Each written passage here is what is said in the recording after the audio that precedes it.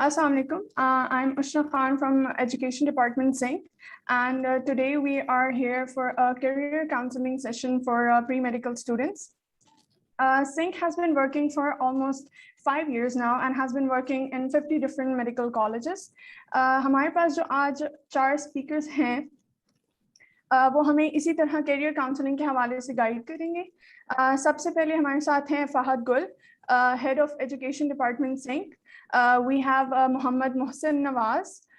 He's currently doing BScs from ComSat University. We have Muhammad Naeem with us. He is official representative of Semi-Medical University, Kazakhstan. And we have Muhammad Umair with us from Rawalpindi Medical University. Welcome on board with us. Okay, so for just a quick update, this session is going to continue for at least 40 minutes with this link, and then we're going to share another link in the group. So stay with us. Okay, सबसे पहले मैं फहद गुल की तरफ ये session अब दूंगी. आप फहद प्लीज स्टार्ट करें. बहुत शुक्रिया उष्णा. मेरी आवाज क्लियर है बिल्कुल? Yes, you're on. ये सेशन बेसिकली हम सिंह की तरफ से करवा रहे हैं. सिंह एक ऐसी ऑर्गेनाइजेशन है जो कि 50+ मेडिकल कॉलेजेस में जो है इस वक्त काम कर रही है और पिछले 5 सालों से. और हम ना सिर्फ एजुकेशन डिपार्टमेंट में बल्कि हम जो है हेल्थ डिपार्टमेंट में भी काम करते हैं और सोशल वेलफेयर डिपार्टमेंट में भी हमारा काम होता है. तो without wasting and time I will come straight to the session. Session में सबसे पहले एक चीज़ तो बिल्कुल आपको क्लियर होनी चाहिए कि ये सेशन जो है ये सिर्फ इंफॉर्मेशन पर्पस के लिए. बाकी आपने अपना कैरियर अपनी लोकेलिटी के हवाले से, अपने फाइनेंशियल स्टेबिलिटी के हवाले से और अपने इंटरेस्ट के हवाले से डिसाइड करना है. हमारा काम ये है कि हम आपको एक डायरेक्शन प्रोवाइड करें, एक इंफॉर्मेशन प्रोवाइड करें कि हाँ ये इंफॉर्मेशन है और ये डायरेक्शन अवेलेबल हैं जिसमें आप सोच सकते हैं कि हमें इन कैरियर्स के ऊपर जाना चाहिए. बाकी अपने डिसाइड आपने खुद करना है, क्योंकि कोई भी आपको, ना सिर्फ हम बल्कि कोई भी आपको ये नहीं बता सकता कि आपको यहाँ जाना चाहिए. वो आपने खुद डिसाइड करना होता है. ये सिर्फ डायरेक्शन के लिए है. सबसे पहले तो एक चीज़ तो आप बिल्कुल क्लियर कर लें कि 3 चीज़ें होती हैं जिसकी बेस पे आप डिसाइड करते हैं कि आप किस कैरियर में जाते हैं. ये 3 चीज़ें इसलिए डिस्कस करना ज़रूरी है क्योंकि ज़्यादातर जो स्टूडेंट्स हैं वो ट्रेंड्स को फॉलो करते हैं. लेकिन ट्रेंड्स की बजाय आप कोशिश ये करें कि पहले इन 3 चीज़ों पर अपने आप को असेस करें, उसके बाद जो है अपने दूसरे कैरियर पे जाएं. उस 3 चीज़ों में सबसे पहले आपको चीज़ आती है वो है इंटरेस्ट. आपका इंटरेस्ट किस चीज़ में. अब ये तो सारे कहते हैं कि ठीक है इंटरेस्ट में जाना चाहिए, आपको पता भी होगा, लेकिन जो चीज़ मैटर करती है वो ये है कि आप इंटरेस्ट को अपने फाइंड किस तरीके से करते हैं. अब वो इस तरीके से है कि आप सबसे पहले ये देखें कि आप जो है आपका क्या काम करने का दिल चाहता है. आप किस काम को जो है बखुशी कर सकते हैं, किस काम में आपको जो है बोरियत फील नहीं होती. वो काम बेसिकली जो है आपका इंटरेस्ट में आता है. अब ये मल्टीपल चीज़ें हो सकती हैं. हो सकता है आपको जो है पेंटिंग करने में मज़ा आता हो सकता है आपको जो है ड्राइंग करने में मज़ा आता हो, आपको खाना बनाने में मज़ा आता हो, आपको टीचर या बनाने सिखाने में मज़ा आता हो, बोलने में मज़ा आता हो. मल्टीपल चीज़ें. तो अब इसमें ये किस तरीके से डिसाइड करना है कि आपका कैरियर कौन सा होना चाहिए. आप एक दिन आप MCAT आप कुछ ने दे दिया होगा, कुछ ने देना होगा, तो आप बैठें आराम से पूरा टाइम लें, क्योंकि ये आपकी पूरी ज़िंदगी का मामला है. आप लिस्ट बनाएं कि किन किन चीज़ों में आपका इंटरेस्ट है, आपको करने में मज़ा आता है, यानी आप बोर फील नहीं करते. आप देखेंगे आपके पास 5, 6 या 10 की लिस्ट आ जाएगी. उसमें से फिर आप जो है एक को सिलेक्ट करना है क्योंकि जो आप प्रोफेशन बना सकें. अब वो कौन सा होना चाहिए, तो आपने ये देखना है कि उस काम को ये ना हो कि आप एक दिन करें और बस ठीक है शौकिया कर रहे हैं, हॉबी के तौर पे ना, उसने आपको प्रोफेशन बनाना है आपने उसको. तो आपने ये देखना है कि वो काम आप अगले 50 साल तक करें. इमेजिन करें कि ये अगर काम मैं अगले 50 साल तक करता हूँ तो is it okay with me, या ये सिर्फ हॉबी के तौर पर करता हूँ कि फारिग बैठा हो तो कर देता हूँ. तो ये बहुत इंपॉर्टेंट है. उसमें से आपने लेट्स से कि 2 काम जो है एग्रीगेट कर लिया, आपने 2 डिसाइड कर लिए कि मैं इनको अगर 40 साल तक भी करूँ तो I am okay with it. अब सेकंड पॉइंट, अगर सिर्फ और सिर्फ आप काम करते रहेंगे उसका कोई फायदा नहीं है, क्योंकि अल्टीमेटली जो कहते हैं कि सब कुछ जो है वो डिपेंड करता है कि आपकी गुजर बसर हो रहा है कि नहीं, कि आप पैसा कमा सकते हैं कि नहीं. तो ये भी बहुत इंपॉर्टेंट है कि जो चीज़ आप सिलेक्ट कर रहे हैं प्रोफेशन, उसमें से आप पैसा भी कमा सकें.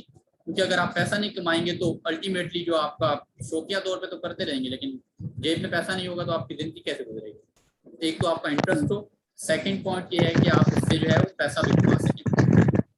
एंड थर्ड पॉइंट ये है कि आपकी उस फील्ड में एक्सपर्टी हो। ये क्यों ज़रूरी है? हो सकता है कि आपको जो है इंटरेस्ट बहुत ज़्यादा हो सकता है कि आपका इंटरेस्ट हो टीचिंग में, लेकिन आप देखें कितने टीचर बड़े बड़े हैं, तो अगर 1000 टीचर पहले हैं उसमें एक और भी ऐड हो जाएगा तो कोई क़यामत नहीं आ जाएगी। तो ये बहुत ज़रूरी है कि आप इस चीज़ को डिसाइड करें। तो अब वो आपकी एक्सपर्टी आपकी इतनी होनी चाहिए। अगर लेट्स से कि जब मैं MBBS कर रहा था तो मुझे ऐसा कोई डर नहीं था, क्योंकि मुझे पता था कि मेरी टीचिंग स्किल्स आज भी इतनी है, उस वक्त भी इतनी थी कि अगर मैं किसी भी फील्ड में टीचर बन जाऊं तो मैं उसके पीक पर पहुंच ही जाऊंगा। मुझे इतना अपनी टीचिंग स्किल्स पे कॉन्फिडेंस था। तो आप अगर टीचर बनना चाहते हैं या आप जो है कोई भी स्पीकर, कम्युनिकेशन स्किल्स आपकी बहुत अच्छी हैं, स्पीकर बनना चाहते हैं आप, इवन अगर आपको खाना पकाना आता है कि रेस्टोरेंट में आप अपना बिजनेस करना चाहते हैं, आपको ये कॉन्फिडेंस हो कि मार्केट में जितने लोग पहले से अवेलेबल हैं, मेरे पास इतनी एक्सपर्टी है उसमें कि मैं उनको कम्पीट कर सकता हूँ, मैं अपनी जगह बना सकता हूँ। तो स्कोप होता नहीं है ये अक्सर। अभी व्हाट्सएप में मैं देख रहा था काफ़ी ये क्वेश्चन थे कि स्कोप है कि नहीं। स्कोप किसी भी फील्ड का नहीं होता। इवन अगर मैं डॉक्टर हूँ तो अगर मुझे डॉक्टरी नहीं आती, मैं पेशेंट को ट्रीट नहीं कर सकता, तो स्कोप मेरा भी नहीं है। इवन अगर आप किसी शहर के एडमिनिस्ट्रेटर लग जाते हैं, आप PM बन जाते हैं, आप प्रेसिडेंट बन जाते हैं, आपको काम करना नहीं आता, स्कोप आपका भी नहीं है, तो लोग आपके पास नहीं आएंगे। अगर मैं डॉक्टर हूँ, मुझे पेशेंट से डील करना नहीं आता, मुझे ना ट्रीट करना नहीं आता, तो मेरी डिग्री तो कोई नहीं देखेगा। वो देखेंगे कि इसके पास स्किल है कि नहीं है। तो स्कोप स्किल का होता है, स्कोप किसी भी चीज का, किसी भी डिपार्टमेंट या फील्ड का नहीं होता। तो स्कोप को एक साइड पे रख दें। 3 चीजें, नंबर 1 पॉइंट आपका उसमें इंटरेस्ट हो, नंबर 2 पॉइंट उससे आप पैसा कमा सकें क्योंकि गुजर बसर करने के लिए जरूरी है, नंबर 3 पॉइंट उसमें आपकी एक्सपर्टी हो ताकि आप अपना स्कोप खुद बना सकें। ये 3 आप कोशिश ये करें कि आप अपना नोटपैड ले लें और 3 चीज़ों को लिख लें, ताकि बाद में आप MCAT के बाद अगर MCAT आपका हो गया है तो आप इसको असेस कर सकें, क्योंकि आप अल्टीमेटली आपको खुद डिसाइड करना है, पूरा टाइम लें इसमें। अब आते हैं मेडिकल फील्ड की तरफ, जो आप लोगों का सवाल भी था, काफ़ी लोगों ने ये सवाल किया था कौन कौन से मेडिकल फील्ड में। ये मैं आपको पहले बता दूँ, ये सिर्फ मैं आपको इन्फॉर्मेशन प्रोवाइड कर रहा हूँ। इसमें जो भी जितनी भी एडमिशन्स हैं उनके एडमिशन की डेडलाइंस क्या हैं, कौन कौन सी यूनिवर्सिटी प्रोवाइड कर रही है, इस सेशन के एंड के बाद हमने प्रॉपर फाइल बनाई हुई है, वो आपके साथ शेयर की जाएगी। कौन सी यूनिवर्सिटी क्या प्रोवाइड कर रही है, जितनी हमें जाहिर सी बात हमारे एक्सेस में थी, बाकी हो सकता है और भी हो, और उसकी क्या डेडलाइन है, वो फाइल आपके साथ शेयर कर दी जाएगी। तो इस पर परेशान नहीं होना। कौन कौन सी फील्ड है? DPT डॉक्टर फिजियोथेरेपी, इनका काम क्या होता है कि कोई भी मसल में आपको क्रैम्प हो गया, या फिर आप देखना होगा स्पोर्ट्स हो गए, स्पोर्ट्स जितने भी होते हैं आपने देखा कोई भी मैच हो, वो तो उसमें एक बंदा बैग लेता हुआ भागता हुआ आता है कि अगर किसी भी बॉलर को चोट लग जाए, वो बेसिकली फिजियोथेरेपिस्ट होता है। या फिर हर डॉक्टर में ऑर्थोपेडिक्स के पास फिजियोथेरेपिस्ट होता है। तो आपने हर फील्ड को इस तरह एसेस करना है कि क्या काम करने में आपको मजा आएगा। अब DPT का काम है फिजियोथेरेपी का, वो क्या होती है आप लोगों को पता ही है। अगर उसमें आपका इंटरेस्ट है, काम करने में इंटरेस्ट है, कोर्स को छोड़ें, कितने पैसे मिलेंगे, पैसों को छोड़ें, नंबर 1 पॉइंट आपने जो है इंटरेस्ट में देखना है। अगर आपका इंटरेस्ट है जा सकते हैं, नहीं है तो नहीं जा सकते। आप इसका स्कोप अगर कहाँ कहाँ काम कर सकते हैं, गवर्नमेंट में किसी गवर्नमेंट कॉलेज यूनिवर्सिटी में हॉस्पिटल में होती हैं, आप शायद सारों में हो जाए, प्राइवेट में भी होती हैं। बाकी बाहर मुल्क किसका स्कोप है, स्पोर्ट्स टीम के साथ हो सकती हैं, आर्मी वालों के साथ हो सकते हैं, वो आप नेट पे सर्च करेंगे आपको मिल जाएगी। ये सेशन बेसिकली आपको डायरेक्शन देने। दूसरा काम है फार्मेसी का। फार्मेसी का आपको लोगों को ये तो पता होगा कि कौन कौन सी इसका बेसिक लिंक जो है मेडिसिन से होता है, और जो आपको नहीं पता इसका मार्केटिंग के साथ भी लिंक है। आपने देखो जितने भी डॉक्टर्स होते हैं उनके पास फार्मासिस्ट आते हैं कि हम जो है ये आपको मेडिसिन प्रोवाइड करते हैं, हमारी मेडिसिन ले लें और हमारी मेडिसिन प्रेस्क्राइब करें। वैसे होता तो ये लीगल है कि आप स्पेसिफिक कोई मेडिसिन प्रेस्क्राइब करें। तो इनका काम एक तो मेडिसिन से रिलेटेड और दूसरा इनका काम मार्केटिंग से रिलेटेड होता है। तो अगर आपका मार्केटिंग में इंटरेस्ट हो तो फिर आप कर सकते हैं। इसका काम भी फार्मासिस्ट का आगे मेनली तौर पे आपने देखा जो जहाँ पे फार्मेसी होती है, जहाँ से आप ड्रग्स वगैरह लेते हैं, मेडिसिन वगैरह लेते हैं, यूजली तौर पे पाकिस्तान में अक्सर के पास फार्मेसी की डिग्री नहीं होती। लेकिन हो सकता है करीब शायद एक दफा बात भी चुकी थी कि इसकी प्रॉपर आप कानून बना देंगे कि जिसके पास फार्मेसी की डिग्री होगी सिर्फ वही फार्मेसी खोल सकेगा, तो उसका आप फार्मेसी का एज अ बिजनेस लेके चल सकते हैं। मेडिसिन में इंटरेस्ट हो, सेकेंड पॉइंट मार्केटिंग आती हो, उसमें अगर फार्मेसी में जाकर मार्केटिंग आ रही है और बिजनेस, तो इसमें अच्छा खासा आप पैसा कमा ही सकते हैं, लेकिन इंटरेस्ट होना लाजमी। तीसरी पॉइंट है नर्सिंग। BS नर्सिंग मेल्स, ये ज़्यादातर ये समझा जाता है सिर्फ फीमेल्स के लिए, मेल्स के लिए भी होती है। आजकल ज़्यादातर जो पोस्ट हैं वो मेल्स वगैरह के लिए भी हैं, ये चीज़ें भी आ जाती हैं। बाकी नर्सिंग में ज़्यादातर अभी जो मैंने सुना है कि गवर्नमेंट कॉलेजेस में आपको जो है स्कॉलरशिप या वजीफा भी दे रहे हैं, यानी कि पढ़ने का वजीफा दे रहे हैं गवर्नमेंट कॉलेजेस में नर्सिंग का। अब ये मैंने खबर सुनी थी, लेकिन आप इसको कंफर्म करें, इंटरनेट पर सर्च करें। इंटरनेट पर आपके पास बेहतरीन सहूलत है, उस पर सारी चीज़ें आ जाती हैं। तो नर्सिंग का आपको पता ही है मेन काम क्या होता है, ये है कि मेल नर्सिंग की भी काफ़ी सीट्स अवेलेबल होती हैं। तो ये जो स्टिग्मा है कि मेल को नहीं करनी चाहिए, तो इसकी कोई बेस नहीं है। तो मेल के लिए भी नर्सिंग कर सकते हैं। होता है बीएस प्रोग्राम्स। अब जितने भी आप सब्जेक्ट के नाम ले सकते हैं, सारों बीएस प्रोग्राम्स होते हैं। आप क्या लें, केमिस्ट्री है, बायो है, जोलॉजी है, बॉटनी है, बायोकेमिस्ट्री है, जितने बायोटेक्नोलॉजी है, जितने नाम होते हैं।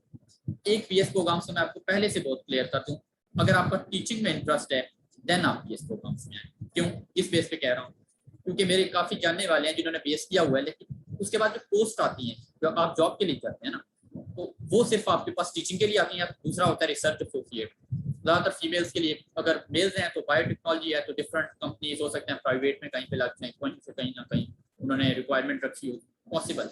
लेकिन जो गवर्नमेंट की ज़्यादातर जॉब्स होती हैं वो टीचर्स की, रिसर्च वाला एक पोस्ट होती है, तो आप ये कह लें कि ना होने के बराबर है। और टीचिंग की भी अगर 20 पोस्ट हैं तो उस पर 20,000 बंदे भी होंगे। वही बात है कि अगर आप बीएस में आ रहे हैं, बीएस प्रोग्राम्स में, तो आपको ये जहन में रखना चाहिए कि आपका टीचिंग में इंटरेस्ट हो, इतनी स्किल हो, अपने बस को कुछ कर सकें। यानी अगर आप अपने घर से भी टीचिंग स्टार्ट करते हैं तो उसको भी आप एकेडमी बना सकें या इस तरीके से कुछ कर सकें, या किसी एकेडमी में जाते हैं तो इतने स्किल हो कि आप जैसे टीचर पूरे शहर में नहीं होना चाहिए। फिर ये चीज़ भी डिमांड करती है। उसके बाद है आपके पास ऑप्टोमेट्रिक का, बहुत से लोग पूछ रहे थे। एक होता है ऑप्टिशियन, एक होता है ऑप्टोमेट्रिस्ट, एक होता है ऑप्थेल्मोलॉजिस्ट। तो ऑप्टिशियन होता है, उसका काम ये होता है कि वो लेंस बनाए, जो आप ग्लासेस वगैरह यूज करती हैं ना, कि कितने डिग्री का लेंस या कितनी आप पावर का लेंस होना चाहिए, वो ऑप्टिशियन का काम होता है।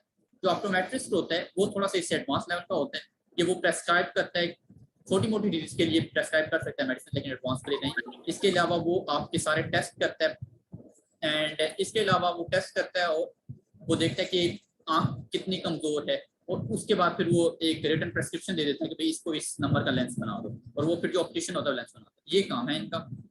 अब प्राइवेट में भी, मेडिकल गवर्नमेंट में हो सकता है, प्राइवेट में होता है, इसका ये काम है। तो आप अगर इंटरेस्ट है नेट पे सर्च करें और इसको देखें कि इसकी कहाँ कहाँ जॉब्स अवेलेबल है। उसके बाद फिर आपके पास हाँ, अब जो चीज़ें हैं ना, ये तो ये सारी आपको पता थी, कोई नई बात नहीं। आप जो चीज़ें हैं उस पर ज़रा ध्यान दीजिएगा। एक ऑर्गेनाइजेशन है गोथम के नाम से, COTHM, उसका मैं लिंक शेयर कर दूंगा। वो बेसिकली आपको एज अ शेफ जो है वो ग्रूम करती है, कुकिंग आपको सिखाते हैं। इसके अलावा आपको सर्व करना, खाना सर्व करना सिखाते हैं। जो रेस्टोरेंट के मैनेजर होते हैं वो वहीं से बनते हैं। इसके अलावा जो टूरिस्ट के मैनेजर होते हैं वो वहीं से बनते हैं। उनका एक प्रॉपर एक किस्म का करिकुलम बना हुआ है। आप साल का तो मुझे एग्जैक्ट अंदाजा नहीं कितने साल का होता है, आपको वेबसाइट पे देखेंगे आपको पता चल जाएगा।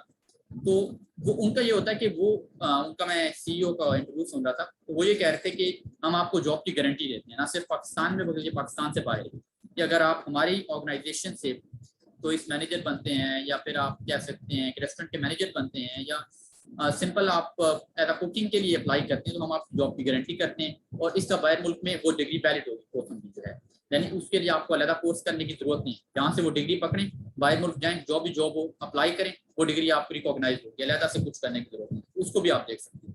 न्यूट्रिशनिस्ट का कोर्स है। आजकल जो जिम्स बहुत ज़्यादा खुले हैं, जिम ट्रेनर आप कर सकते हैं, लेकिन उसके लिए आपको फिजिक आपकी खुद भी अच्छी होनी चाहिए। गांव के लेवल पे खासतौर पर कोई जिम नहीं होता मैंने देखा, लेकिन जाहिर सी बात है कि नौजवान तो ज़्यादा हैं, तो आप अगर जिम ट्रेनर बन सके, आपकी फिजिक अच्छी है, आप खुद करते रहें, तो आप एज थोड़े बहुत इंस्ट्रूमेंट लें और उनको एज अ जिम ट्रेनर आप खोलें। सारे लोग आपके पास आएंगे, एक मंथली चार्ज रख लें, क्योंकि वो इंस्ट्रूमेंट ज़्यादातर वन टाइम ही होते हैं, बस खराब बहुत लेट ही होते हैं, बेसिक आप दे दें जो कि रिक्वायर्ड होते हैं। तो आई गेस ये एक बेहतरीन आप बिजनेस कर सकते हैं। न्यूट्रिशन, जितने भी न्यूट्रिशनिस्ट होते हैं वो जिम में रिक्वायर्ड होते हैं। आप देखें हमारी लोकेलिटी में 4-5 के सामने मेरे जिम है, तो उनको न्यूट्रिशनिस्ट रिक्वायर्ड होते हैं। और क्योंकि वो प्रॉपर प्रेस्क्राइब करें ना कि कितनी आपको क्या डाइट रिक्वायर्ड है, अगर आपने पतला होना है क्या करना है, मोटा होना क्या करना है, ये सारे। तो ये आप इस लिहाज से। बाकी एक है आर्मी, साफ तौर पे बॉयज़ के लिए ISS भी आप कर सकते हैं। आपको पता होगा, सर्च करें नेट पे, सारी इन्फॉर्मेशन अवेलेबल है। मैं आपको डायरेक्शन दे रहा हूँ क्या क्या ऑप्शन है। इसके अलावा मेडिकल कैडेट का इस साल का IS रजिस्ट्रेशन हो गई है, मेडिकल कैडेट ये होता है कि आप आर्मी में एज अ डॉक्टर, जिस तरह हम गवर्नमेंट में एमबीबीएस करते हैं ना, वो आर्मी के एमबीबीएस करते हैं, उसके बाद एज अ डॉक्टर काम करते हैं। आप देख लीजिएगा इसको भी। और अगर इस साल हो गई रजिस्ट्रेशन तो नेक्स्ट ईयर आप इसको कंसिडर कर सकते हैं। एयरफोर्स में आप अप्लाई कर सकते हैं, प्री मेडिकल के बाद भी एयरफोर्स में अप्लाई कर सकते हैं, मैंने परफॉर्म किया। और आप नेवी में भी अप्लाई कर सकते हैं। तो ये आर्मी की पोस्ट हैं। और इसके अलावा आप CSS हैं, CSS का ऑप्शन आपके अवेलेबल है। अगर आप CSS करना चाहते हैं तो मैं रिकमेंड यही करूँगा, पॉलिटिकल अफेयर्स हो गया या फिर पाकिस्तान स्टडीज है या फिर इंग्लिश, इसमें आप BS करें। आपका इंटरेस्ट अगर हो, इंग्लिश अच्छी खासी होनी चाहिए आपकी, उसके बाद आप CSS करें। आप CSS के लिए कंप्लीट इन्फॉर्मेशन के लिए यूट्यूब चैनल है, उसका लिंक मैं जो है आपके साथ डिस्क्रिप्शन में सेशन के बाद शेयर कर दूंगा। सारी इन्फॉर्मेशन अवेलेबल है। उसके बाद आपके पास साइकोलॉजी है। साइकोलॉजी वैसे अगर देखा जाए BS होता है, आप कर सकते हैं, लेकिन पाकिस्तान में कभी उस तरह का रुझान नहीं आया कि कोई साइकोलॉजिस्ट के पास प्रॉपर जाए। बड़े शहरों में होगा अलीफ क्लास में, लेकिन अभी तक उस तरीके से नहीं आया जिस तरीके से आप MBBS डॉक्टर क्लास में जाता है। लेकिन बाहर बहुत स्कोप है। आप देखें बाहर में डिप्रेशन और एंजाइटी इसका बहुत ज़्यादा रुझान होता है वहाँ पे। तो अगर आप इस तरीके से कर सकते हैं, आपका इंटरेस्ट भी होना चाहिए माइंड साइंस। मेरा पर्सनल तौर पर भी इंटरेस्ट है, लेकिन मैं इसको एज अ हॉबी कंसिडर करता हूँ। तो आप देख लें, अगर आप तो बाहर जा सकते हैं तो इस तरह आप कर सकते हैं। इसके अलावा बस ये एडमिशन की जितनी भी डेडलाइन है वो आपके साथ शेयर कर दी जाएंगी। मेरी तरफ से आई गेस यही था। तो हम क्वेश्चन आपके एंड पे ले लेंगे। तो आई गेस उसने आप नेक्स्ट स्पीकर के लिए कह रहे हैं।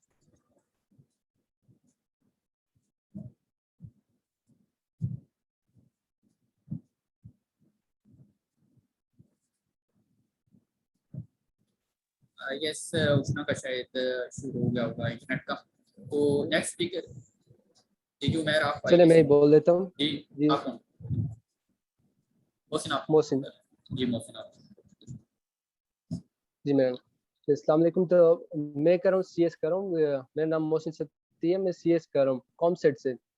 तो मैंने भी सबकी तरह प्री मेडिकल किया था, जहाँ सब यहाँ जितने बैठे हुए सब प्री मेडिकल वाले ही बैठे हुए। तो मैंने भी प्री मेडिकल किया था और मुझे फर्स्ट टाइम में मैं फेल हो, मेरा मेरिट पे नाम नहीं आया।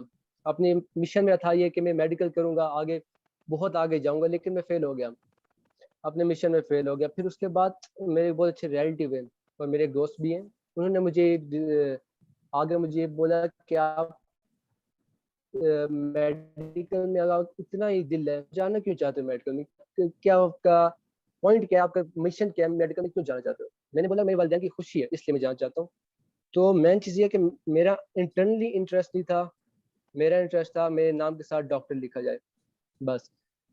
बट अगर मैं जब मैं मेरे अपने मिशन में फेल हो गया तो मुझे लगा कि मेरी ज़िंदगी ख़त्म है, बस I am done, I am nothing more. उस वक्त मुझे गाइड किया गया और मुझे पता चला कि ये बहुत बड़ी दुनिया है, बहुत चीज़ें इसमें, आप कुछ भी कर सकते हो। उसके बाद मुझे बहुत सी गाइडेंस के बाद मैं CS में गया।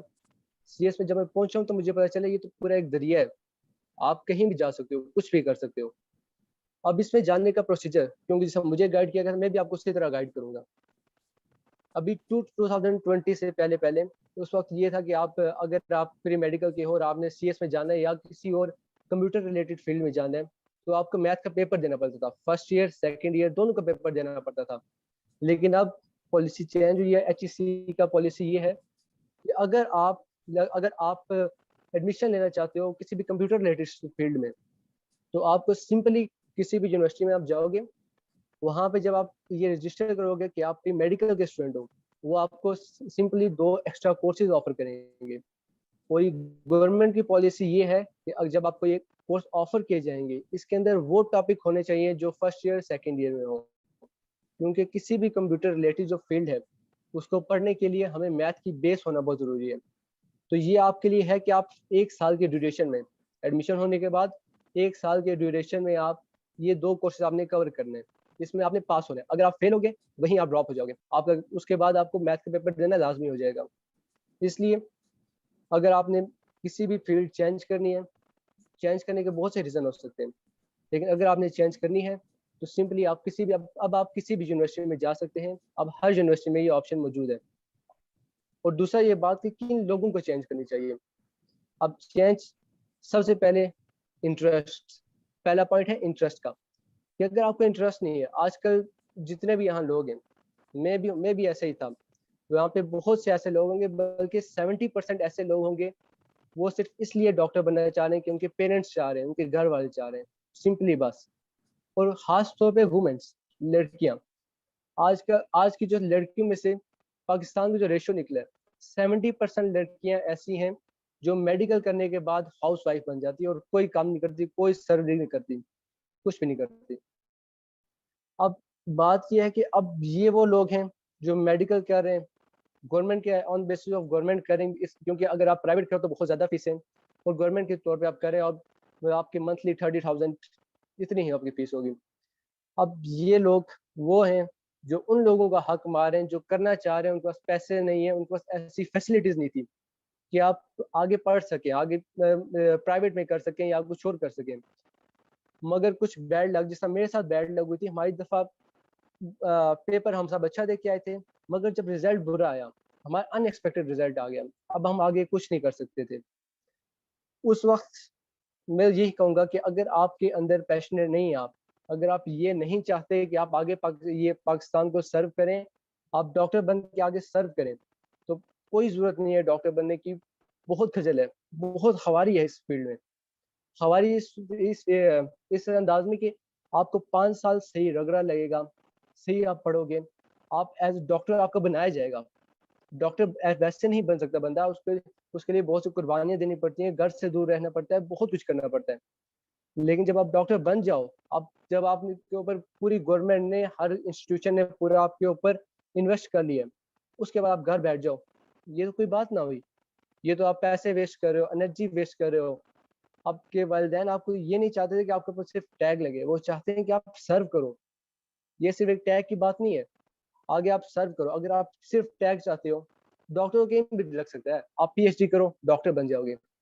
लेकिन अगर आप पैशनेट हो, वो बच्चे जो पैशनेट हैं उनका हक ना मारो। अगर आप में कोई पैशनेट नहीं, आप अगर आप नहीं चाहते कि आप आगे पाकिस्तान को सर्व करें, आप एज अ डॉक्टर सर्व करें, तो छोड़ दो, आप मेडिकल करने का फायदा ही नहीं है। और दूसरी बात ये कि अगर आपने और दूसरी जो लेवल ऑफ इंटरेस्ट के बाद दूसरा कौन सा बंदा है जिसे आप जाना चाहिए, जिसे कंप्यूटर में इंटरेस्ट हो। अब ये ऐसी फील्ड है, सीएस हो गई, आईटी होगी, एससी हो गई, ये ऐसी फील्ड है आपको सिर्फ एक लैपटॉप की जरूरत है बस।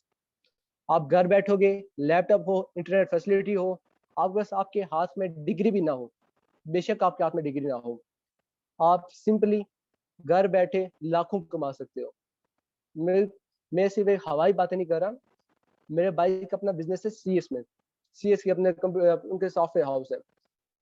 ही was no one, second year में उनकी 3 सप्ली आई थी, और आज उनके करोड़ों का बिजनेस है, सिर्फ लाखों का नहीं, करोड़ों का बिजनेस है आज उनका।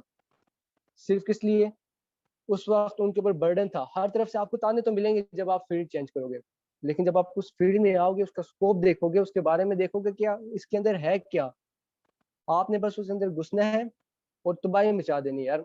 अगर आपको ताने मिलते हैं ना, आप ये सोचो कि मैंने आगे इसमें बढ़ना है, इन तानों का मैंने जवाब अपनी कामयाबी से देना है। मेरे सामने मेरे भाई की एग्जांपल है, सिंपली भाई की एग्जांपल है।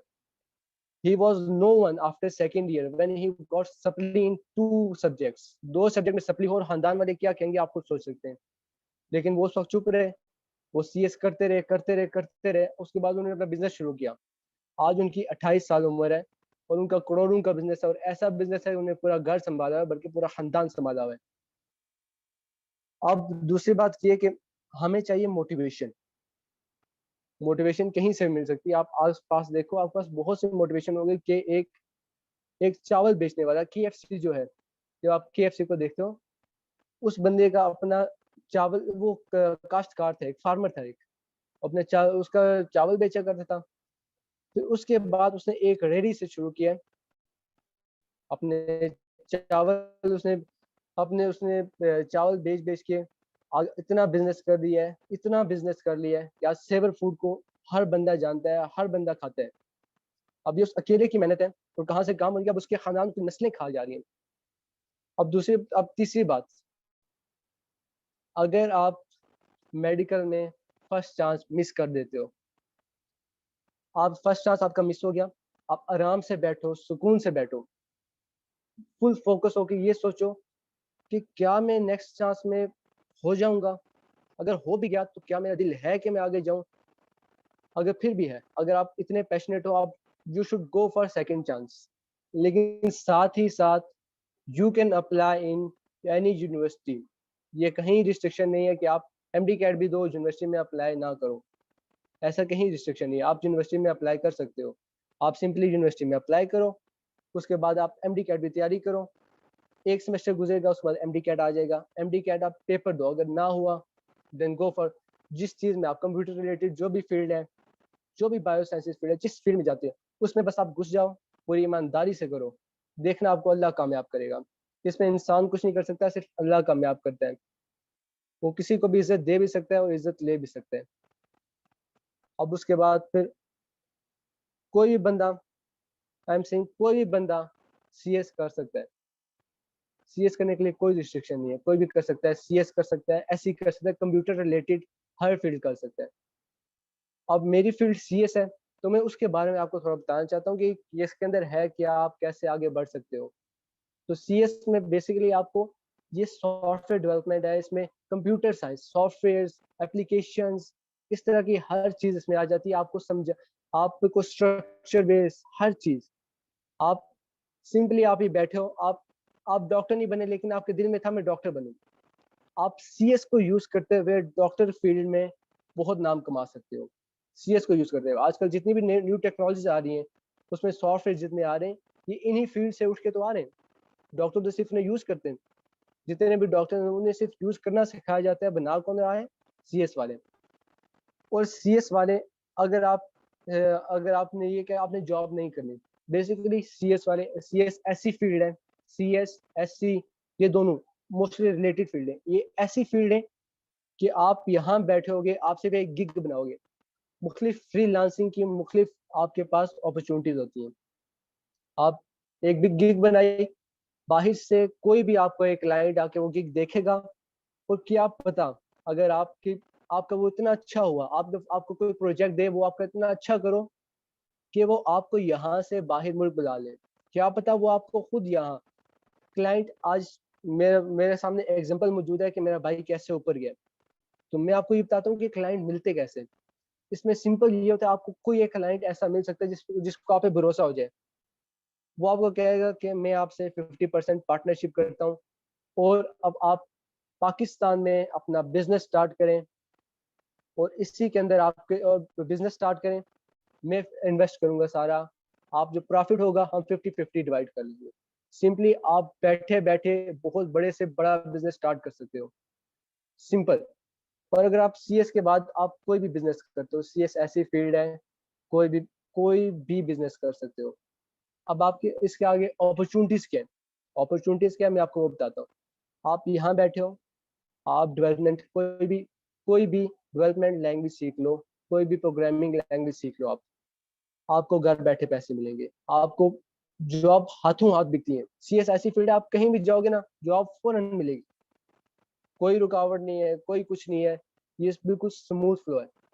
हाँ जाहिर सी बात है, अगर आपको स्किल नहीं होगी तो आपको जॉब नहीं मिलेगी, पहले आपको स्किल डेवलप करनी पड़ेगी। स्किल डेवलप करोगे, आपको सब कुछ मिल जाएगा, आपके हाथ में मिलेगा। उसके बाद ये कि अगर आपको यूट्यूब ऐसी ऐसी गवर्नमेंट की तरफ से ऐसे कोर्सेज ऑफर होते हैं जो सिंपल आपको, जैसे ग्राफिक डिजाइनिंग हो गया, कोई भी प्रोजेक्ट मैनेजमेंट हो गया, कोई भी हो गया, इस तरह आपको सिंपल वो देंगे। आपने कोर्सेज लेने, उसके बाद आपके पास एक सर्टिफिकेट होगा, सर्टिफिकेट ना भी हुआ आपके पास होगी स्किल, स्किल सबसे बड़ा सर्टिफिकेट है। कोई भी बेशक डॉक्टर हो, अगर उसके पास स्किल नहीं है कुछ नहीं कर सकता वो। अगर आपके पास स्किल आ गई तो आप कहीं भी जाओ, कहीं भी जाओ, आप कर लोगे आराम सुकून से, आपको वो उठाएंगे और अच्छे खासे पैसे हैं। अगर आपको ये कहना कि इस वक्त पूरी दुनिया में इस वक्त सबसे ज्यादा पैसे कौन कमा रहा है, डॉक्टर्स? नहीं, कोई ऐसे नहीं कह सकता डॉक्टर कमा रहे हैं। जो भी कर रहा है, सबसे ज्यादा अगर किसी फील्ड में पैसे हैं वो है computer science, computer based field. Simple है। अगर बहुत से लड़के ऐसे होते हैं उनको पैसे कमाने का होता है, यार मेरे पास पैसे हो, बिजनेस हो, मैं आगे लोगों की मदद कर सकूं, मेरे ऐसा बिजनेस हो कि मुझसे लोगों को एम्प्लॉयमेंट मिले, मैं लोगों को मैं लोगों के एम्प्लॉयमेंट का जरिया बनूं। वैसे लोगों के लिए ये बेस्ट है कि आप अपना बिजनेस स्टार्ट करें। सीएस में आप एक एक लैपटॉप से बिजनेस स्टार्ट कर सकते हैं। ये आपका एक लैपटॉप नहीं है, आपका एक पूरा बिजनेस है। सिंपल मैं आपको मोटिवेट कर सकता हूँ मैं आपको कि आप सीएस में आ जाए। सीएस में सिंपल आपको आपके पास ऑप्शन है, काफी ऑप्शन है। अगर आप सीएस में नहीं जाना सकते, आप कंप्यूटर बेस्ड कोई रिलेटेड फील्ड में जाना चाहते हो, तो आजकल कंप्यूटर बेस्ड बहुत सी फील्ड्स आ गई क्योंकि इसकी नीड बढ़ चुकी है। इसमें सबसे पहले हो गया सॉफ्टवेयर इंजीनियरिंग आ गई, ठीक है, वो पुरानी है। उसके बाद अब आ गया एआई आ गया, इंफॉर्मेशन एआई आ गया, आर्टिफिशियल इंटेलिजेंस आ गया। अब वो टोटली स्पेसिफाइड है आर्टिफिशियल इंटेलिजेंस के लिए। उसमें भी अगर आप करते हो, योर फ्यूचर इज सिक्योर्ड, बिल्कुल सिक्योर है अगर आप मेहनत भी करो। आजकल तो ये है कि बच्चे यूनिवर्सिटी जाते हैं, कुछ काम नहीं करते, सिंपल घर वापस आ जाते हैं। स्किल अगर आपके पास है, कोई भी स्किल है, बेशक घर बैठे आ जाए, आपका फ्यूचर बिल्कुल सिक्योर है। सिंपल सी बात है। अब इसमें एआई आ गई है, साइबर क्राइम आ गया, साइबर सिक्योरिटी का आ गया है, उसके बाद आईटी फील्ड आ गई है। ये 5 फील्ड मेन फील्ड है जो आप कंप्यूटर रिलेटेड कर सकते हो, और प्री मेडिकल के बाद फौरन आप उठा सकते हो। सिंपल आपको 2 एक्स्ट्रा सब्जेक्ट उठाने पड़ेंगे आपके, बेशक आप फर्स्ट सेमेस्टर में करो या सेकंड सेमेस्टर। आपने सिर्फ फर्स्ट पहले 1 साल एडमिशन होने के 1 साल के अंदर अंदर 2 सब्जेक्ट आपने क्लियर करने, जिसमें वो टॉपिक्स हों जो आपके फर्स्ट ईयर और सेकंड ईयर की मैथ में है। बस सिंपली आप आराम से से कर सकते हो। इसके बाद बस यही कहूँगा, be passionate for becoming a doctor. अगर आप डॉक्टर बन गए तो सर्व भी करो। सिंपल डॉक्टर बनना, आम सिंपल डॉक्टर एक प्राइवेट बंदा भी कर सकते हैं यार।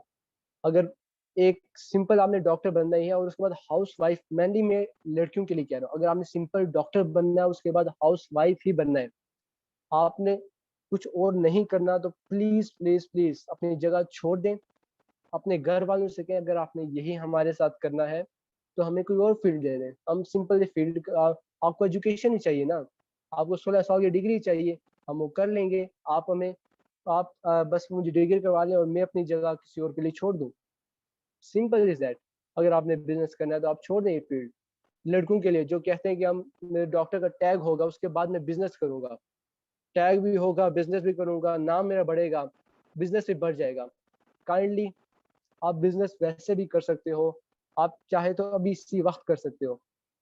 बस आप अगर आपने डॉक्टर बनना है तो पैशनेट हो जाओ, और अगर आपको पैशन नहीं है, आपने डॉक्टर से ही नहीं बनना, आपने आपने आगे जाके ये कहना है कि मेरा रिस्पॉन्सिबिलिटी नहीं ले सकता, मैंने प्राइवेट बस जाना है, पैसे कमाने हैं, ये करना है वो करना है, तो आप छोड़ दो यार, किसी दूसरे बंदे के लिए आप जगह छोड़ दो ताकि वो आगे मुल्क को सर्व कर सके। और बाकी सीएस से रिलेटेड और कंप्यूटर बेस्ड कोई भी जो भी प्रोग्राम है उनसे रिलेटेड अगर आपको कोई भी क्वेश्चन हो, आप ग्रुप में मैसेज कर सकते हैं। मैं आपको एज अ ब्रदर आपको पूरा समझाऊंगा, आपको पूरी काउंसलिंग करूंगा कि कैसे ये किस तरह हो सकता है, पूरा आपको वे दिखाऊंगा। I am not forcing you, मैं नहीं कह सकता कि आप ये ना करो, बस छोड़ दो, आप मेरी बात मानो, लेकिन मैं आपको एक वे दिखाऊंगा। आपने बस, अगर आपको वे सही लगे, क्योंकि हर इंसान के अंदर एक आवाज होती है जो उसे बताती है मैं सही चल रहा हूँ या गलत चल रहा हूँ। अगर आपको लगे कि वो वे आपके लिए बेहतर है, आप वो आजमा लो, आप उसमें चल पड़ो। अगर आपका, अभी मैं आपको यहाँ बता रहा हूँ क्योंकि एमडी कैट चल रहा है आजकल, अगर किसी कोई एमडी कैट में आगे उसका एडमिशन नहीं होता और वो ऐसा चाहता है कि आप कंप्यूटर रिलेटेड किसी फील्ड में जाना चाहते हो, तो आपका भाई हाजिर है, मैं यहाँ पे हाजिर हूँ, मैं आपको पूरा गाइड करूंगा, हर चीज़ के लिए गाइड करूंगा। यहाँ पे बहुत सी यूनिवर्सिटीज़ हैं जो ऑफर कर रही हैं, बल्कि आजकल तो सब यूनिवर्सिटी ऑफर कर रही हैं क्योंकि ये नीड बन चुकी है। कॉमसेट्स, नस्ट, कास्ट, फास्ट, एवरीवन, हर हर जितनी भी यूनिवर्सिटीज हैं सब ये आपको ऑफर कर रही है क्योंकि उन्हें भी पता है ये नीड है हमारी। चलें अभी मैं एंड करता हूँ, अभी जो नेक्स्ट स्पीकर है वो अब बेशक मैं शुरू कर दें, और बाकी अगर कोई भी सवाल हो मैं इधर ही हूँ, आप एंड पे मुझसे पूछ सकते हैं। Thank you. अभी इस मीटिंग लिंक जो है वो खत्म हो रहा है, तो हम आपसे एक नेक्स्ट लिंक शेयर करते हैं ग्रुप में, तो आप उस पर ज्वाइन कर लीजिए sir.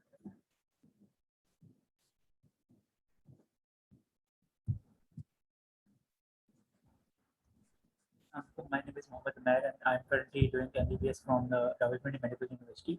So I did repeat in the 2020 MCAT and उसके लिए मैं थोड़ा सा आपको गाइड ये करूँगा कि रिपीट किस किस को करना चाहिए। 3 मेरे टॉपिक्स होंगे। पहले टॉपिक में आपको ये बताऊँगा कि रिपीट किस किस को करना चाहिए, कौन कौन रिपीट करे तो उसको फ़ायदा होगा। सो बेसिकली अगर आप रिपीट करने का सोच रहे हैं तो सबसे पहले तो आपको 2-3 बातों पर ध्यान ज़रूर रखना पड़ेगा कि आप एक सबसे पहली बात आपके अपनी स्टैट्स देखने हैं कि आप कहाँ पर लाई कर रहे हैं। रिपीट करना हर कोई रिपीट कर तो सकता है, लेकिन उसका फ़ायदा जो है उसी को ही होगा जो जिसके स्टैट्स ऑलरेडी बेटर हैं इन द एफएससी एग्जाम्स। तो सबसे पहले तो मैं बताऊं कि जिनके मार्क्स जिनकी परसेंटेज ऑलरेडी 90% तक पिछली अटैम्प्ट के अंदर है या 89% तक वो लाए कर रहे हैं, उनके लिए सिर्फ जो है वो रिपीट फ़ायदा देगा। अगर वो रिपीट के बाद इम्प्रूव करें, अपने एफएससी के मार्क्स इम्प्रूव करें तो उनको रिपीट करना फ़ायदा देगा।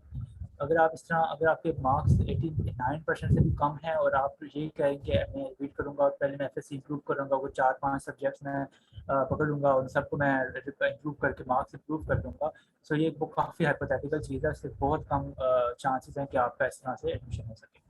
सो सबसे पहले तो आप ये बेस लाइन रखें कि अगर आपके ऑलरेडी 89 से 90% ये मिनिमम लाइन है। अगर आपके एफएससी में ऑलरेडी मार्क्स हैं तब आप इसको इम्प्रूव कर सकते हैं इन द नेक्स्ट ईयर।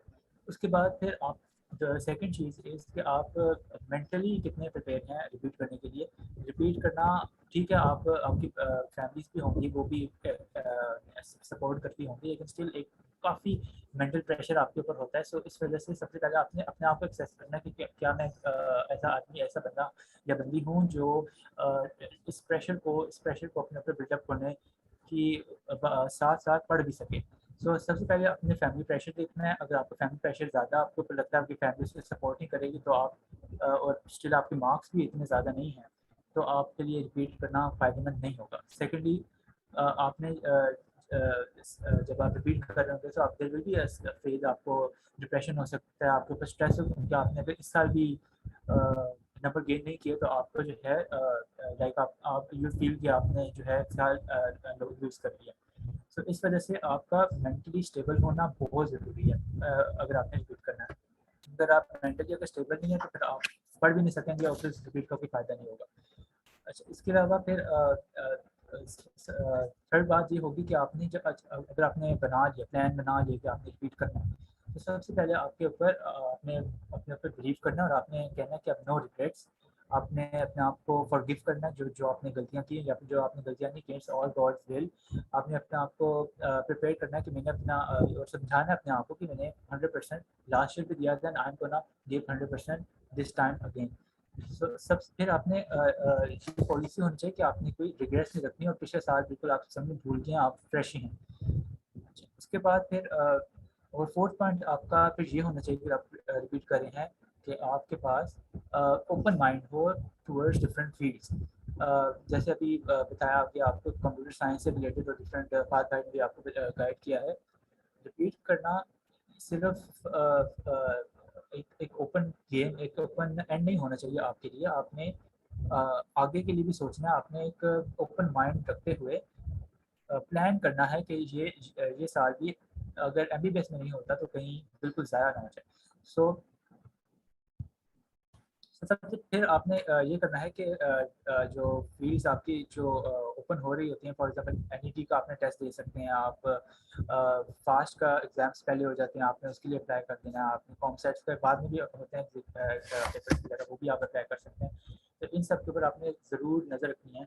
और जब आप जैसे ही एमटीकेट देंगे तो आप देखेंगे कि किंग एडमिट्स वगैरह के अंदर भी वो डीपीडी के भी एडमिशन ओपन होता है, तो आपने ज़रूर अप्लाई करना है। विदाउट नोइंग आपका एडमिशन होता है नहीं होता, आपने ज़रूर अप्लाई करना है उसके लिए भी। इस्लामाबाद में भी ओपन होंगे एडमिशन तो आपने उसके लिए भी ज़रूर अप्लाई करना है। तो ये चीज़ें आपने ओपन माइंड होकर सोचना है कि अगर आपका इस साल भी नहीं हुआ तो what are your other options, आपने दूसरी ऑप्शन ज़हन में ज़रूर रखनी है। अच्छा, second part of my discussion is कि रिपीट करना is it really worth it. कि ठीक है आपके मार्क्स भी इतने हैं और लाइक आप 90% पे फॉल कर रहे हैं और आप सोच रहे हैं कि ठीक है शायद इस साल जो है 90% से मैं थोड़ा और इम्प्रूव करके बढ़ा दूँ। So is it worth it, आप कर सकते हैं कि नहीं। So it's definitely worth it अगर आप बिलीफ रखते हैं अपने ऊपर और ये सोच रहे हैं कि अगर आप इस साल भी इम्प्रूव करेंगे मार्क्स, आपने कोई एफएससी इम्प्रूव करेंगे और साथ ही साथ डिफरेंट फील्ड्स जो हैं उनके ऊपर भी आप ओपन माइंडेडली सोचेंगे, सिर्फ आपने एमबीबीएस के ऊपर नहीं सोचना। सो सेकंड इसके अंदर फिर आपने ये भी देखना है कि आपके अगर आपके मार्क्स जो हैं वो 10 to 15 मार्क्स बढ़ रहे हैं इन द इम्प्रूवमेंट के बाद, तब आपने अपना अपना ये सोचना है कि इम्प्रूवमेंट जरूरी है कि नहीं।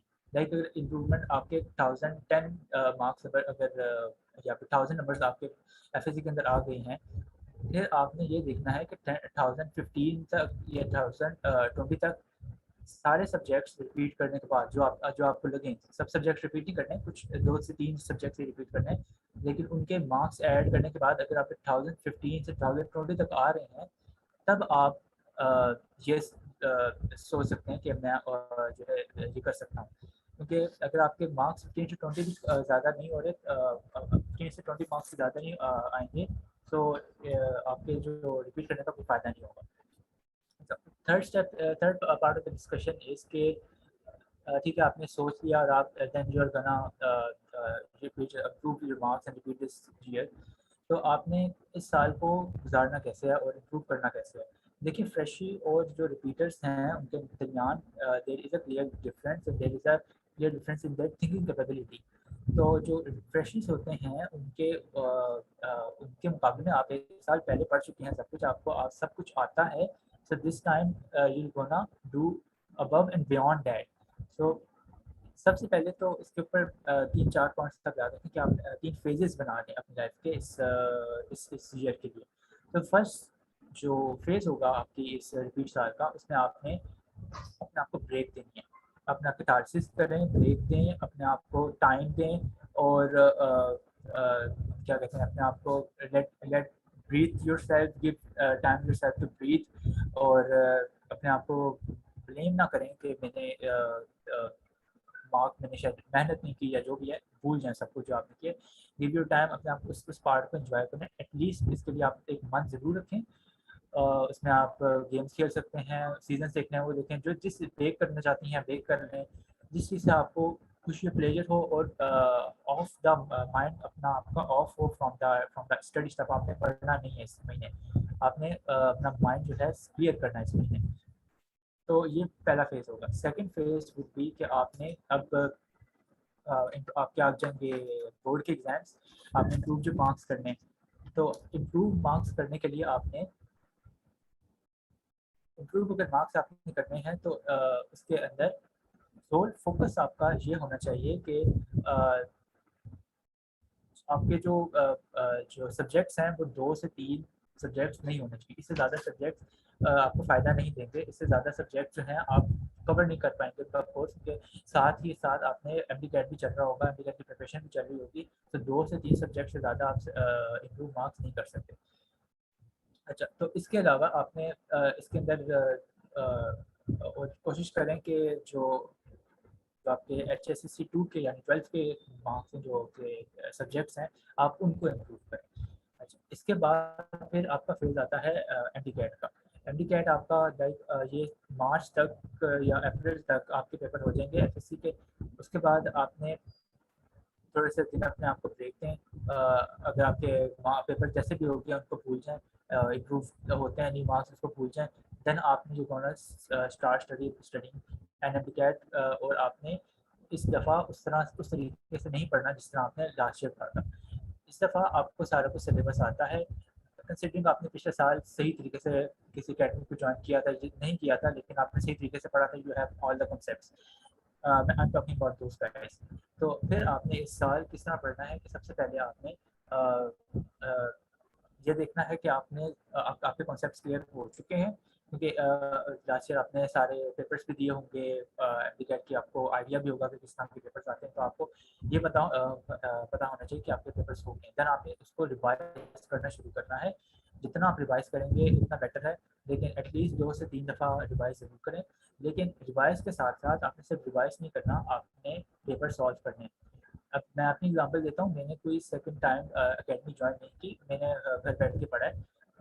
सो क्योंकि मैंने फर्स्ट टाइम सारे मेरे कॉन्सेप्ट्स क्लियर थे, तो मुझे ज़रूरत नहीं थी अकेडमी की, क्योंकि आपको पता है अकेडमी के अंदर एक ही चीज़ वही सेम टू सेम दोबारा पढ़ा देंगे और आपका वेस्ट ऑफ मनी है, वेस्ट ऑफ टाइम है।